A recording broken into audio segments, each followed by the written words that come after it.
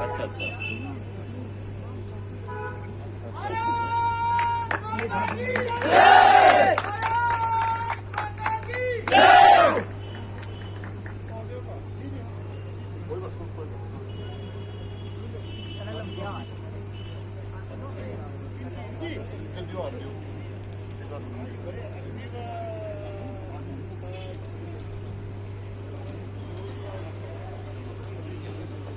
इधर देख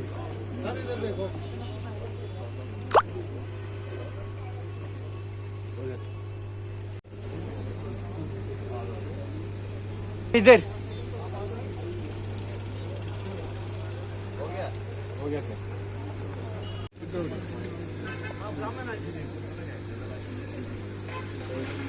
welcome welcome sir, आइए सर।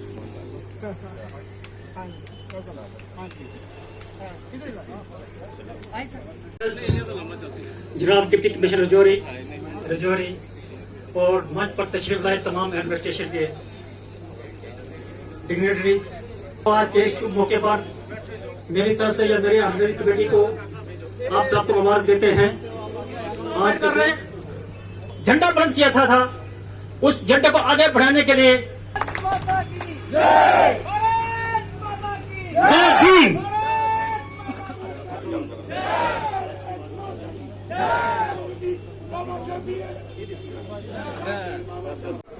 बाबा साहब को खराज अकीदत पेश करते हैं। साथ में हम इस देश के प्रधानमंत्री जनाब विश्वनाथ प्रताप सिंह को भी खराज अकीदत पेश करते हैं हम, जिन्होंने आज के दिन उनकी नेशनल हॉलिडे डिक्लेयर की थी, जिन्होंने बाबा साहब करते हैं और उनके विचारों को अपने जीवन में सम्मिलित कैसे करें उस चीज की प्रयत्न लेते हैं।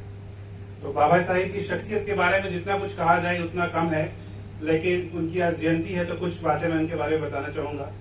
बाबा साहेब एक गरीब फैमिली से बिलोंग करते थे और उस गरीबी से, उस पिछड़ेपन से जो बाहर निकलने का जो रास्ता उन्होंने चुना वो था पढ़ाई का रास्ता। और वो पढ़े और इतना पढ़े कि उन्होंने इस देश का संविधान लिखने में वो उसके प्रिंसिपल आर्किटेक्ट बने। उन्होंने कोई ऐसा सब्जेक्ट नहीं है जिसमें उन्होंने महारत हासिल ना की हो। वो एक सोशियोलॉजिस्ट थे, एंथ्रोपोलॉजिस्ट थे, इकोनॉमिस्ट थे, एक ज्यूरिस्ट थे, एक एकोमेडिशियन थे और उनकी जो इंटेलेक्चुअल जाइंटनेस का जो लोहा था वो कोलंबिया यूनिवर्सिटी तक भी माना गया। और इसी जो मॉडर्न अपने जो उन्होंने विचारों को हासिल किया पढ़ाई के द्वारा, उन्हीं सब चीजों को उन्होंने इनकॉर्पोरेट किया हमारे भारत के कॉन्स्टिट्यूशन में। उसके बाद इसके अलावा भी उन्होंने बहुत सारे प्रोग्रेसिव लेजिस्लेशन इस देश को दिए। लेकिन अगर मैं उनकी जीवनी को ध्यान से देखूं तो मुझे दो ही बातें समझ आती हैं। एक, नेशन बिल्डर थे, वो उनका जो खून का जो हद कतरा था वो इस नेशन के धड़कता था और इस खाक को पूरा करने के लिए किस नेशन को कैसे बढ़ाया जाए वो सोचते थे। हर किस्म की हर वर्ग के जो लोग हैं इस नेशन बिल्डिंग के काम में कैसे सामने आए। तो इस नेशन बिल्डिंग के काम को पूरा करने के लिए उन्होंने समाज के हर खित्ते को सामने लाया। उन्होंने कहा जो हमारे समाज में कुछ त्रुटियां हैं उसको दूर कैसे किया जाए, उसके लिए उन्होंने कुछ लेजिस्लेशन लाई और ताकि हम सब मिलके इस महान देश के जो डेवलपमेंट के कारवां को आगे ले जाए। इस बात की मेरे को कहते हुए बहुत खुशी है कि आजकल जो बाबा साहब के विचारों को बहुत ज्यादा प्रोत्साहन मिल रहा है और आज भी वो एक भव्य प्रोग्राम हर लेवल पे ऑर्गेनाइज किया गया है उनके विचारों को प्रोवोकेट करने के लिए। बट मेरी आप सबसे रिक्वेस्ट है कि एक ही दिन नहीं होना चाहिए जिस दिन हम उनके विचारों को याद रखें।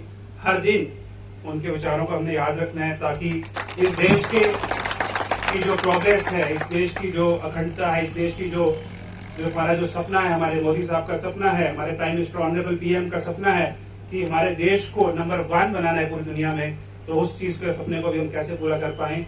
तो अंत में ज्यादा कुछ नहीं कहूंगा, बस आपको यही कहूंगा कि आपने इतनी अच्छी बाइक रैली ऑर्गेनाइज की, इतना अच्छा प्रोग्राम ऑर्गेनाइज किया। आप हर दिन उनके बाबा साहब की बातों को याद रखें, उस देश की जो डेवलपमेंट में अपनी कॉन्ट्रीब्यूशन करें। जय हिंद, जय भीम।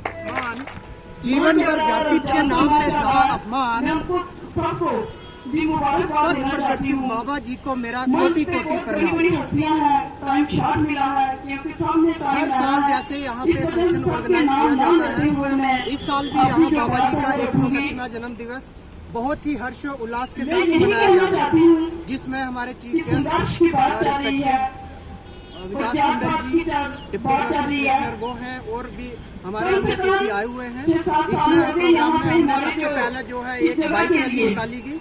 बाइक रैली जो पठानकोट से होते हुए बस स्टैंड से मंडी से होते हुए जवाहरनगर से जो है सैलानी ब्रिज तक यहाँ पे आई। हर आदमी को हर दिन ये याद रखना चाहिए, केवल ये नहीं कि साल में एक दिन आके हम उनको याद करें और स्पेशली नौजवानों को कि वो इस दिन को याद रखें, आगे बढ़े, एकत्रित हो, संगठित हो और जो है अपने कंधा से कंधा मिला के समाज निर्माण में अपना योगदान दें।